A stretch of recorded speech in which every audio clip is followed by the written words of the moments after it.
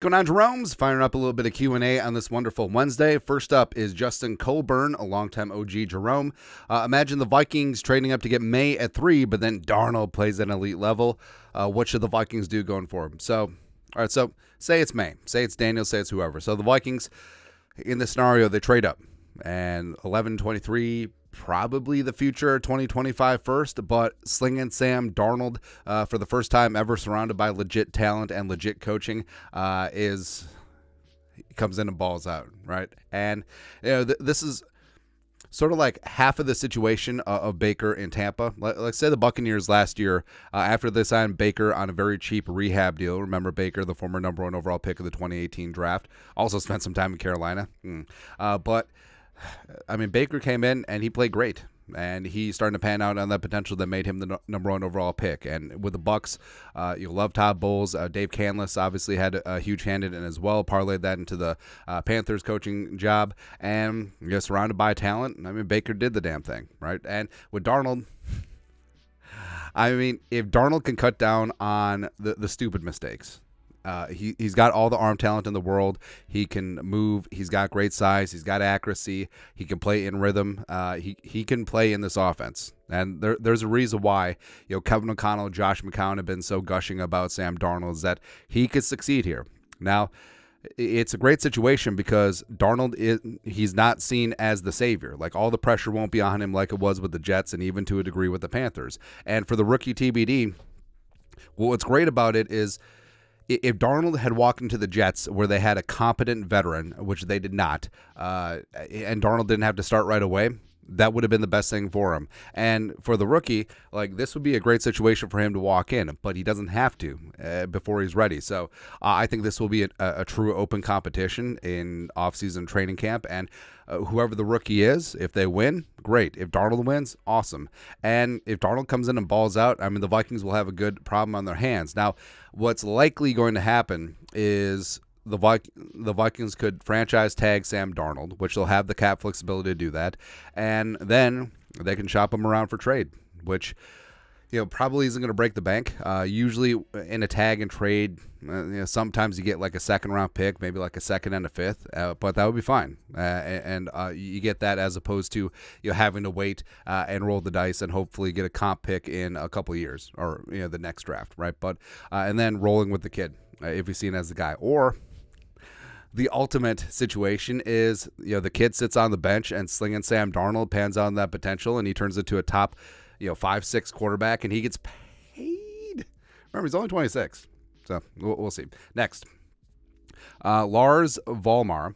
If the Vikings could sign only one more of the remaining free agents, who would you want them to sign? So Kwesi loves high draft picks and mama I can change them type players.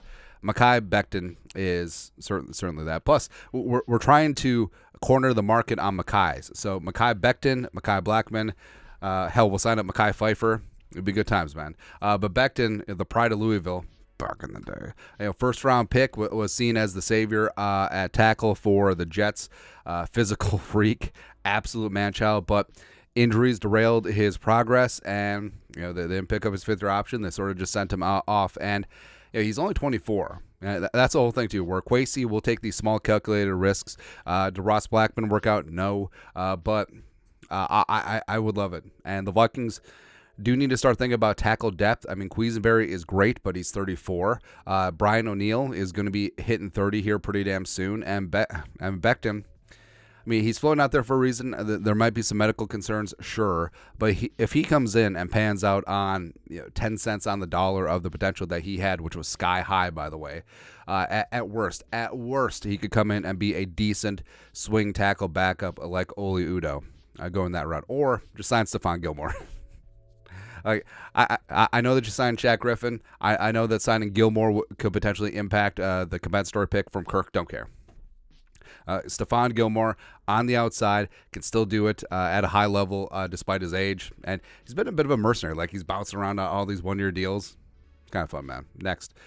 E.g., could a top quarterback prospect pull at Eli Manning in today's NFL, potentially forcing his way to the Vikings? So,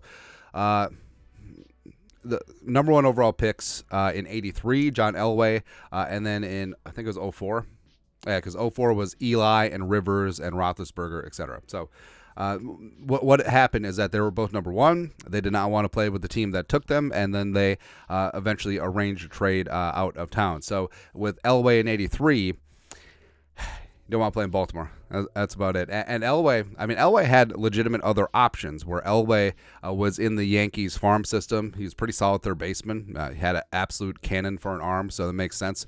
Him playing the hot corner. So basically he's like, I'm going to go play baseball, blah, blah, blah. And he did get some ish from the league at the time because it had been unprecedented. And, a lot of old timers, I remember Terry Bradshaw was very vocal against him and just like, go play baseball.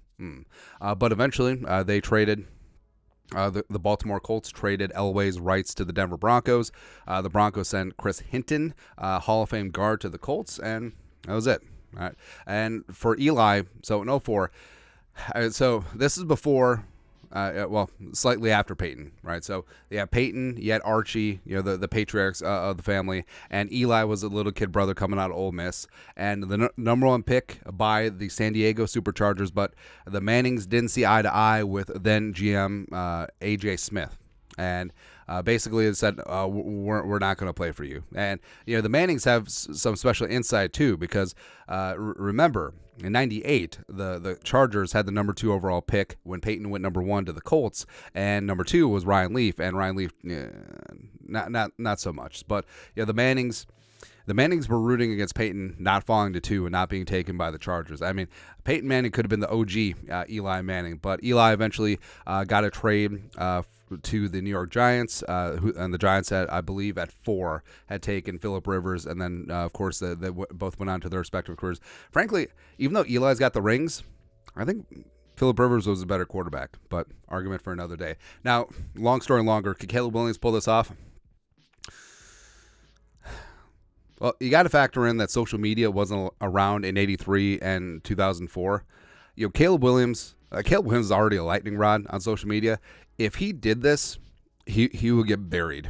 He would get crucified. He would, maybe that's a bad term for this week. But yeah, social media would absolutely destroy Caleb Williams. And I don't know if he could bounce back from that. I mean, obviously playing great would be the way out. But now I think that I think that he's going to go to the Bears. I think he's accepted that, and I think the Bears have already decided that they are going to take him. So I guess maybe down the line, maybe a quarterback could eventually force a trade, but also, I mean, the team trading is probably still going to get a mint for trading his rights. But I don't know. I don't know. Like maybe. Yeah, would be difficult. So there you go. Next up. Chris Vanev, won't happen, but thoughts. Arizona wants a wide receiver 1. No. Let them draft Malik Neighbors or Marvin Harrison Jr. or BTJ or Odunze, whatever. We trade them JJ, a known commodity. We get 427 and 71 thoughts. We need more. I think baseline for Justin Jefferson is 3 first-round picks. And if Jamal Adams is worth 2 first-round picks, Justin Jefferson is worth at least 3. So I think it would have to be at least 427, their second-round pick. Do they have a second rounder? If they do, we got it. 71, and also future first. And they probably won't go for that, so whatever. But, I mean, the Vikings could take the quarterback 4 at number 4, or maybe even package up and trade up. And then at 27, Ladd McConkey. I don't know, man.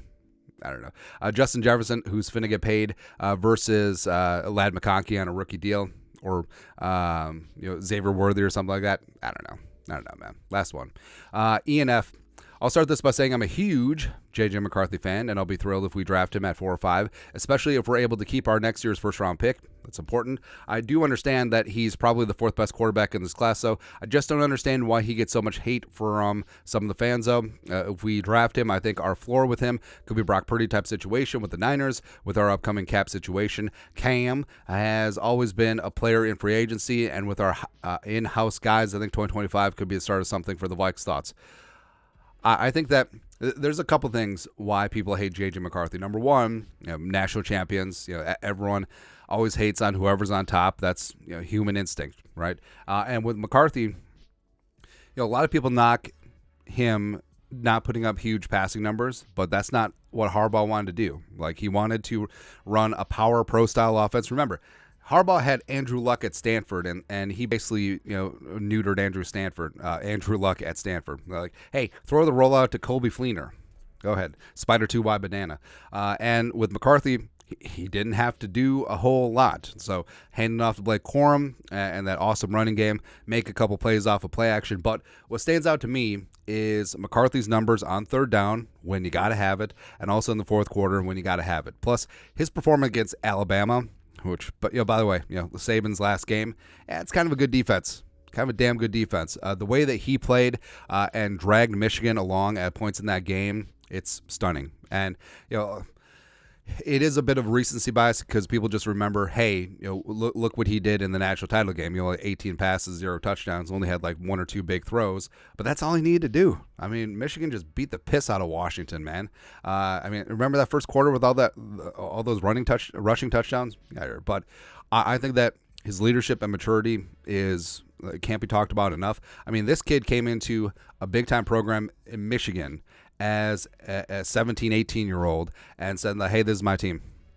Starting quarterback from day one, right? And, what he did in some of the big-time games, like, can't be talked about enough. So, yes, he's a kid that you're betting on the ceiling, but also his floor is pretty damn solid. I think that's exactly what Kevin O'Connell wants, is that he's a guy who can operate in a pro-style system. He can be accurate across the middle and accurate at all 3 levels. He does have a decent arm on him as well, can throw outside the numbers too, and he's a guy who's very coachable, and I think that he's the dream child right now for Kevin O'Connell and Josh McCown. But, of course, Drake May, Jaden Daniels out there too, Michael Penix. I mean, there's lots of guys that fit that bill, and I do subscribe to what Kevin O'Connell said, that it's good to fall in love with a number of these quarterbacks. Like, you're just not tractor beam on one of them because what if you don't get them? Right? Absent the Bears, not everyone is going to get who they want. Right, so it's good to have contingency plans, and it is what it is. I love the one you're with, but I see the upside in McCarthy, but I also understand why people poo-poo it and see the downside. But if he's the guy that the Vikings want to bet their livelihoods on, let's do it. Let's do it, man. But that's it. Q&A on this beautiful Wednesday. You guys are the best. You know what to do. Skull production value.